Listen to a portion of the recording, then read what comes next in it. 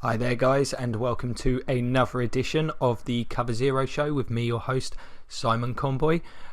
Just continuing to plough on through the free agency reviews with the first wave having just washed up. Now moving on to the NFC South. Apologies in advance if this one's a little bit longer. This one's covering my beloved Tampa Bay Buccaneers, so got a bit more to say than I may on some other teams and what has occurred. So just a brief outline of the previous season. I think great success for the Bucks, to be honest. Going into last season as a fan, I was thinking 7-9 would have felt like real progress. Would have been reasonably happy with that. In the end of it, ended up in the thick of the playoff race. A couple of tight losses at the end of the season really hurt the team. Started the season very poorly. Offense wasn't great, suffered a couple of injuries, particularly at running back, which was a real issue throughout the season. I'm not sure there's a lot you can do when you lose running backs in droves like the Buccaneers did, but that was an issue. I thought Jameis Winston played quite well. Still, few too many turnovers. I think it's a bit of a tough one for the Bucks because the way he plays, you kind of want to keep that there because he makes some spectacular plays that you really wouldn't want your quarterback to try and make, but you know that's part of his game, and I feel if you try and cut down on the turnover and stuff too much, you'll take that aspect out of it. But I'm not going to dwell too much on that. Defensively, really improved as the season went on. Second half of the year, defense played really, really well at times. Really sparked that 5-game win streak that the team went on, that got them back into the playoff hunt. Ended up just missing out in the end. But all round, considering I still think this roster's got a lot of holes. I mean, there's a reason they were picking number one overall not too long ago. But all in all, a pretty positive season. Offense has some pieces that have really come on the last couple of years. Mike Evans has turned into one of the best receivers in football. Jameis, he's got all the potential to be one of those top guys in the league. Great arm, can move. He's just a bit temperamental for my liking at this moment in time, but hopefully that'll improve.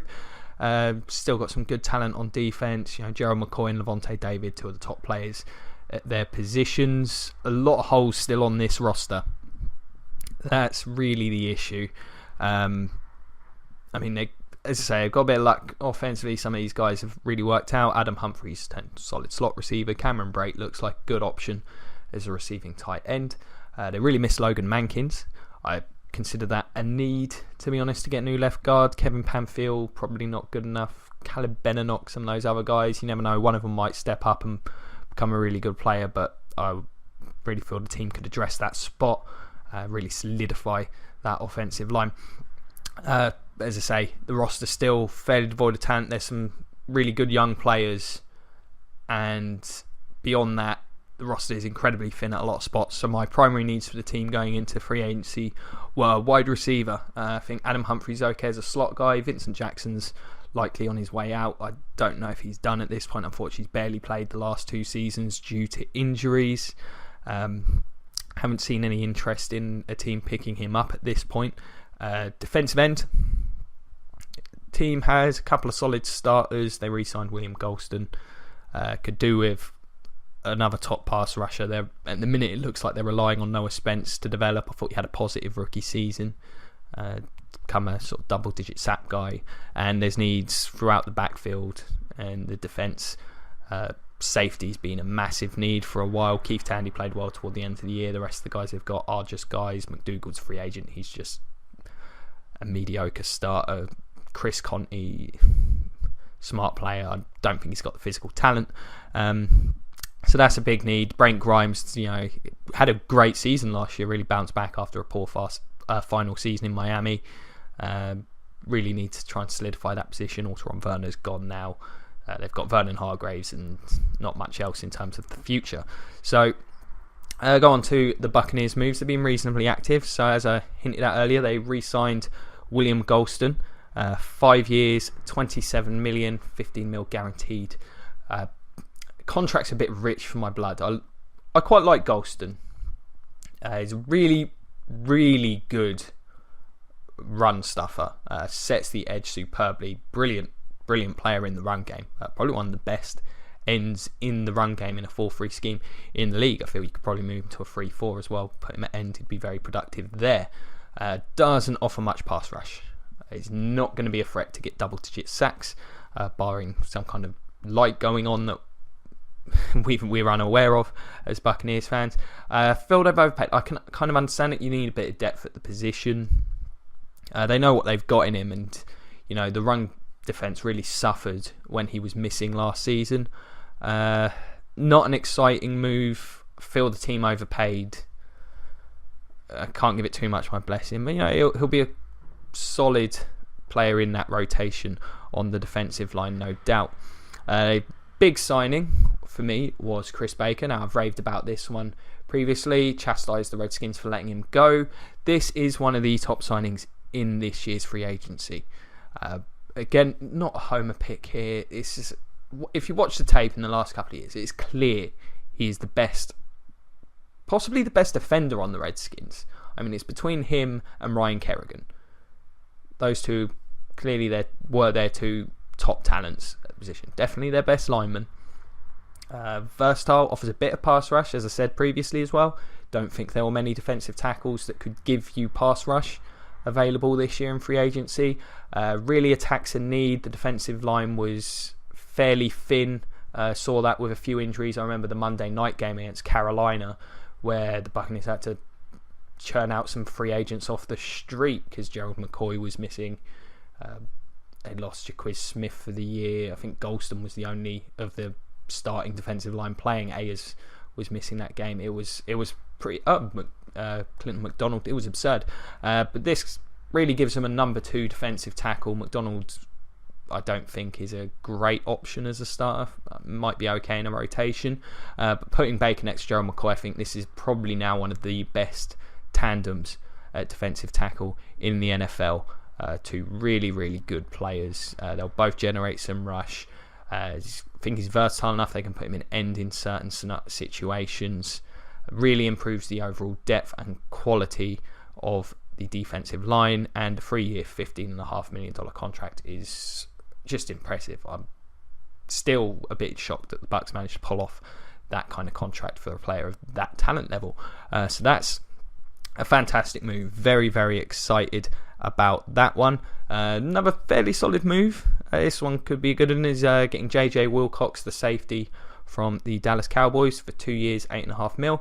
Played pretty well for them last year. As I say, I feel like a lot of those players probably overachieved and they schemed very well. So it'll be interesting to see if he can be a decent starter for the Bucs. I've got no doubt he's got a good chance to be a starter next year. I think those spots are very much going to be open to all the guys on the roster. It'll be a case of who can get them in training camp. It's a reasonable contract. Glad they didn't overpay. I think it's somewhat reasonable, fairly low risk, could work out. Solid move. Fairly happy with it, and feel they needed to address that position. I still feel that they may well do so in the draft this summer. Well, spring. The draft doesn't really happen in summer. And other moves on the defensive side, I believe that... they re-signed Chris Conti. His experience, as I say, I don't particularly rate him, but yeah, he's a veteran, solid depth, can start in a pinch. It's reasonable. Haven't got the contract info there. On the offensive side of the ball, the big name acquisition was Deshaun Jackson. I've seen a lot of people very excited about this move. It's a 3-year, $35 million deal, $20 million guaranteed. Pretty rich for my blood. I think the name receivers, they did get paid this off season, so it's not a huge shock. Would have been expecting a contract in that kind of range, considering his age. Apparently the last year is voidable, so that could be a good thing, because his game is based primarily on speed. Once that speed goes, I'm not sure how much he will offer as a wide receiver, but as a deep threat, he is one of the top deep threats in the NFL. Can still do it, can still beat guys over the top. Makes a lot of sense for the Buccaneers. They have not had a player capable of making those kind of plays since Joey Galloway. I mean, think how long ago that was. That's about a decade ago. So it gives the Buccaneers a much needed injection of speed and a deep threat. If he can maintain that speed for the next couple of years, he'll be really a good solid number 2. I think that's the best role for him. You don't want him as your number 1 option. Mike Evans clearly established and entrenched in that role. This could really help open up that offense. I think Cameron Brate showed a lot as a receiving tight end last season. He should continue to get better. Adam Humphries is okay in the slot. Probably do have another option, but that group of weapons looks pretty good now. Not too excited because of the money, but I understand the move. It's a solid move simply because it's something this offense is needed. I mean, the big plays have basically been 50-50 balls for the most part to Mike Evans. So now they've got something to take the top off the defense. Teams will have to defend the Buccaneers slightly differently and should really open up that offense. Outside of that, on offense, re-signed Jaquiz Rogers. Not surprised there. Played pretty well for the Bucs last season. Unexciting. Not got the contract info there. They needed an option, so that one is pretty reasonable. That's it in terms of the signings. Not been enormously active, but made some pretty solid moves. I think they've probably had one of the better free agency periods thus far in terms of the signings. In terms of losses, Mike Glennon, of course, the team made an offer to re-sign him as a backup. No shock that he took the money that the Bears offered him and the opportunity to start. Of course, I would hope he would do that. I'd have been concerned about his approach as a player had he chose to remain a backup in Tampa. Lost outstanding special teamer Russell Shepard to the Panthers. That will hurt him a little bit. Hasn't shown too much as a wide receiver, but he's a very good special teams player. And they lost Akeem Spence to the Lions. I don't think that's a particularly big deal. He was a rotational guy. They've upgraded that spot with Chris Baker, so no major loss there. Bradley McDougald is still out there as a free agent. So in terms of attacking needs, defensive line was one. I specifically highlighted end, but really that need is for a pass rusher. I'm not sure there was a top 4-3 pass rusher out there, so I'm not sure there was a move they really could have made. They could have tried to go after one of the older players, Julius Peppers or somebody like that. Don't really blame the team for not going too hard. If Noah Spence can develop, it's not really a huge need, but they could really do with a double-digit sack guy. I think the defensive tackles now looks like a good group. Some depth there. That should hopefully, as a Bucs fan, lessen the need for another top end. Wide receiver, I feel that's been pretty reasonably attacked. I mean, bringing in Deshaun, he's going to be a starter. Evans is obviously entrenched. It looks like a pretty reasonable group. Could do with a bit more depth, of course. It's not a major need at this point in time anymore, so good job there. Safety still feels like a need. I would have liked to have seen them go after one of the more established players, but may go after. I thoroughly expect them to go after one in the draft. There weren't a huge amount of safes available. There was a bit of speculation, if you were to go after them, Cyprian, a bit of a one-year wonder. Same with Tony Jefferson. Proven safeties tend not to hit the market, so that's still a need. The team could still do with a left guard, I feel. I'm surprised they didn't go after Zietler or Warford. I think they would have both fit in very well in Tampa. Could do with a running back, wouldn't be shocked. I've seen a lot of mocks projecting McCaffrey to the Buccaneers or Dalvin Cook if he falls that far. I personally don't think he will. I still feel like this roster's got too many needs from a depth perspective overall to really be thinking about getting a running back in the first round, especially in a class that's supposed to be as deep as this one. So I would expect the Buccaneers to attack the defensive backfield again this upcoming draft. Running back, Doug Martin's a giant question mark. That's a position they could go after. I don't know if Eddie Lacy would be someone they'd be interested in. I'm not sure if you want to go after a guy who's had some of the issues that he has. I'll bring up Jamal Charles again because I'd just love to see him in Tampa. He's been one of my favourite players in the NFL for a while now. That would be a wonderful move.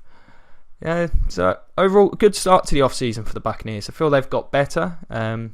be interested to see what happens to Vincent Jackson, actually. I would not be shocked to see him go back to Tampa on a very small contract, maybe like the veteran minimum.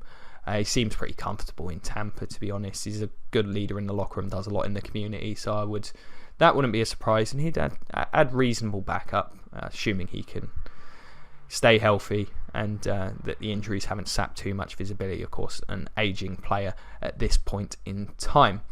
But yeah, positive thus far, I think, for the Bucks. Had one of the better free agency periods, which I don't normally say. Normally I'm very critical. Do not like a lot of what we've done in free agency over the years, and I think that's kind of shown by some of the records they've had in the last decade. But still a lot of needs, need a lot of depth. They've got a couple of good starting linebackers. The defensive line looks pretty strong now. Could always do with more offensive linemen, but yeah, real positive. So I'm excited at this point in time as a Buccaneers fan. Feel free to let me know what you guys think. Am I being a homer? Do you think I'm exaggerating or getting a little too excited about what the Buccaneers have done? Don't get me wrong. I feel like if they can just stabilise 9-7, 10, if they can get 10-6, great season next year. I'd like to see them challenging for the playoffs, but another 9-7 record would feel fine. The team's been up and down for a long time. A bit of stability would feel good. But yeah, let me know what you think. Do you think this team's capable of challenging for the NFC South? Or what do you think of Jameis Winston and Deshaun Jackson? Do you think this receiving core and this offense got the potential to be really dangerous, in particular if they had a running back? What do you think the Bucs should do in the draft? Let me know in the comments. I'll do my best to get back to all of them. As always, like, share, subscribe, all that good stuff. Been a pleasure talking about my beloved Bucs in particular. Hope you enjoyed it. Get to the rest of the NFC South as soon as I can. Thank you very much for your time. Check out some of the other videos if you enjoyed them. The Patreon, subscribe to me on Twitter, check out the Cover Zero Facebook page. That would all be great. So yeah, best of luck to your team in free agency and the draft. And as always, go Bucks.